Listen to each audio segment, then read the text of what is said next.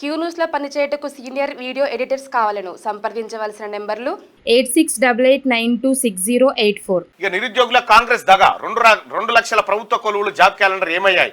గ్యారంటీలు ప్రజలకు బుదిబండలు. బీజేపీ నిరుద్యోగ ధర్నాలో కిషన్ రెడ్డి. ఇంకా ఈయన మేల్కోనట్టుండి జాబ్ క్యాలెండర్ ఈ 24 అసెంబ్లీ సమావేశాలను పెడతామని చెప్తా ఉంటే ఇప్పుడు 2 లక్షల ప్రభుత్వ కొలువులు జాబ్ క్యాలెండర్ ఏమయ్యాయి అని నిరుద్యోగులకు కాంగ్రెస్ దగా చేసిందని ఈయన అంటా ఉన్నాడు. ఎవరు? కిషన్ రెడ్డి. పెట్టు.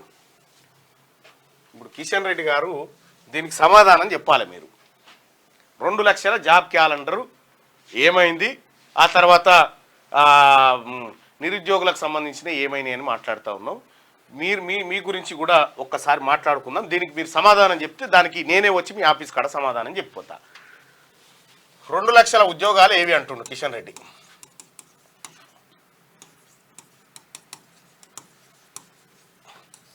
సరే, మనం 2 కోట్ల ఉద్యోగాలు ఇస్తాన్నాం కేంద్ర ప్రభుత్వం ప్రతి ఏడాది, నరేంద్ర మోడీ గారు అన్నారు. సరే, ఆ మాట ఇప్పుడు ఎందుకులే, అది పాచిపోయిన మాట. మీరు అన్నారు, ఫెయిల్ అయ్యారు, అందులో అటర్ ఫ్లాప్. కానీ ఇప్పుడు జిఎస్టీ అని ఉంది. జిఎస్టీ అవునా? జిఎస్టీ ఇప్పుడు ఏమన్నా వీళ్ళు బిర్యానీ తెచ్చుకొని తిన్నారనుకో, 9% జిఎస్టీ ఏమో స్టేట్కు, 9% జిఎస్టీ ఏమో సెంట్రల్కు, సిజిఎస్టీ 18% మొత్తం. సరే, 18%. ఇక్కడ తినే దాంట్లో పన్ను సమానం ఎత్తుకొని పోతున్నావు కదా. మరి ఉద్యోగ కల్పనలో 1,00,000 ఉద్యోగాలు మీద వేసుకోరాదు? ఇక్కడ తెలంగాణలో ఓకే 1,00,000 ఉద్యోగాలు మీద వేసుకో.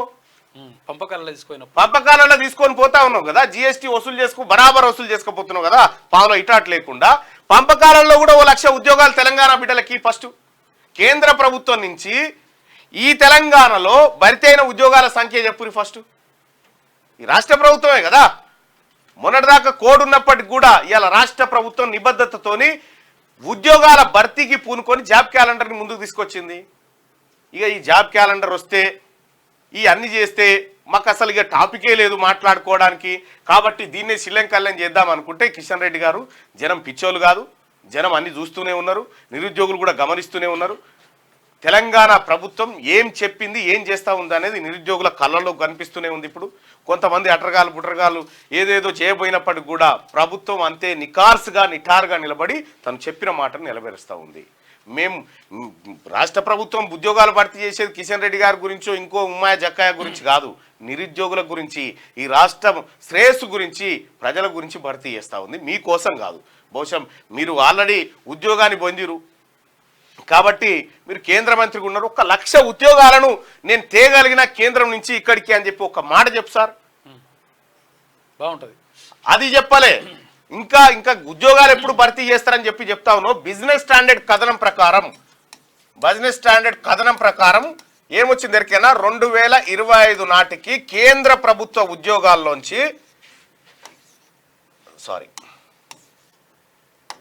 50,000 ఉద్యోగాల కోత పడబోతా ఉంది. 50,000 ఉద్యోగాల కోత పడబోతా ఉంది. బిజినెస్ స్టాండర్డ్ కథనం ఇది. ఎందుకంటే మీరు అన్ని ప్రైవేట్ రంగం చేసిన తర్వాత భర్తీ ఆగిపోయింది.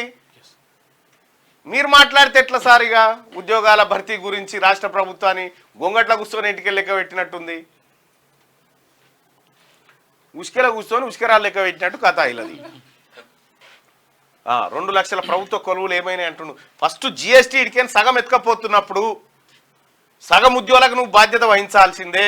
క్యూ న్యూస్లో పనిచేయటకు సీనియర్ వీడియో ఎడిటర్స్ కావాలను సంప్రదించవలసిన నెంబర్లు 8688926084.